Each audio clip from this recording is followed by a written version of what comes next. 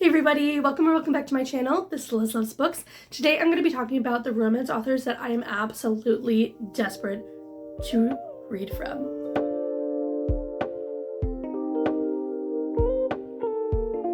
So we are going to start with an author that I actually own all of her books in one series and I still have yet to read them. And I'm hoping to start them this year. I have the first book on a reading challenge list. And that book series is the Cherry Tree Harbor series. And look at these sprayed edges. They're just like the cutest things I've ever seen. So, as I said, this is the Cherry Tree Harbor series. We have Runaway Love, Make Believe Match, Hideaway Heart, Small Town Swoon, and Slapshot Surprise. So this is another contemporary romance, interconnected, standalone romance series. A fun thing I think about these is obviously there's got to be like a little bit of like a sports romance element maybe because one of the books has like a hockey sticks on it. But she also has a lot of other series too. So she's got a giant backlist. When these were re-released and I found out they had these edges, I was like, I just need them all. And I haven't read them yet, but it's okay.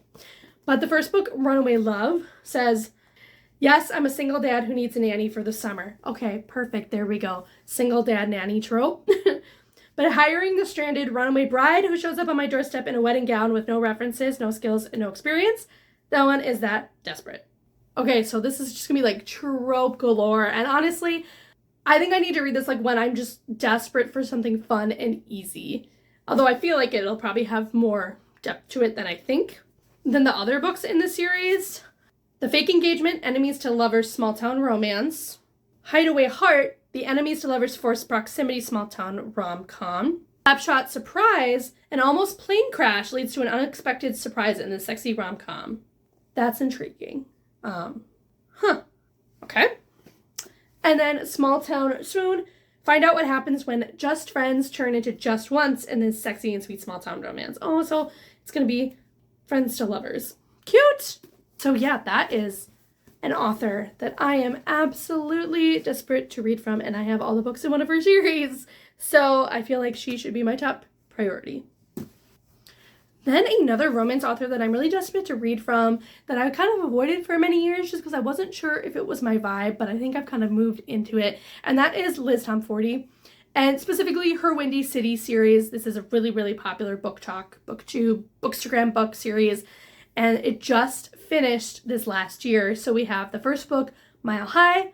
Second book is The Right Move. Third book is Caught Up. The fourth book is Play Along. And the fifth book is Rewind It Back. And this is specifically a sports romance series. It takes place in Chicago, Illinois. So that's not too far from me. And I guess I've been nervous about it because I haven't heard great things about the first book, Mile High. People have said that they just don't like it. Some even say just skip that book and go to the rest of them.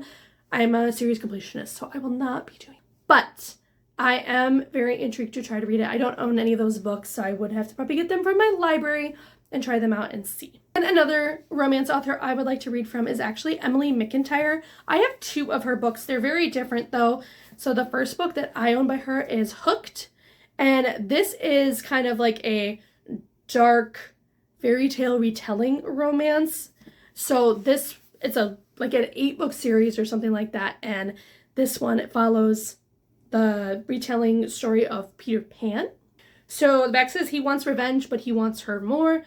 James has always had one agenda: destroy his enemy, Peter Michaels. When Peter's 20-year-old daughter, Wendy, shows up in James's bar, he sees his way in, seduce the girl, and use her for his revenge. It's the perfect plan until things in James' organization begin to crumble. Suddenly, he has to find the traitor in his midst, and his plan for revenge gets murkier as James starts to see Wendy as more than just a pawn in his game. So, like, this is kind of like contemporary, dark, almost, this one sounds almost kind of like Mafia-esque, but they're based on, like, Disney retellings. So it's not my normal vibe, but I was just intrigued by it and I wanted to try it out. So we've got Hooked.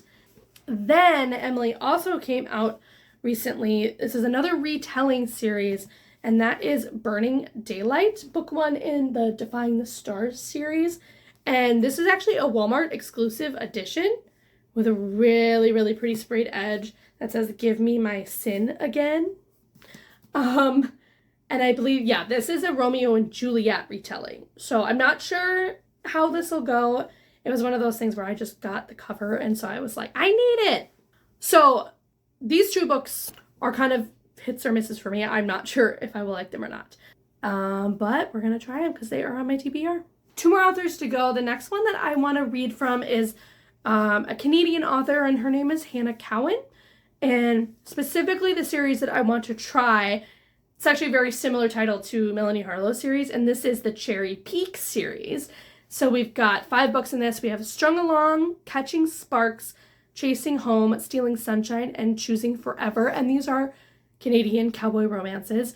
And I obviously know, since I love Elsie Silver so much, I was like, why am I not reading more Canadian authors' cowboy romance books? Because apparently that's just like a popular thing for them to write. And I don't know much more about the series than that.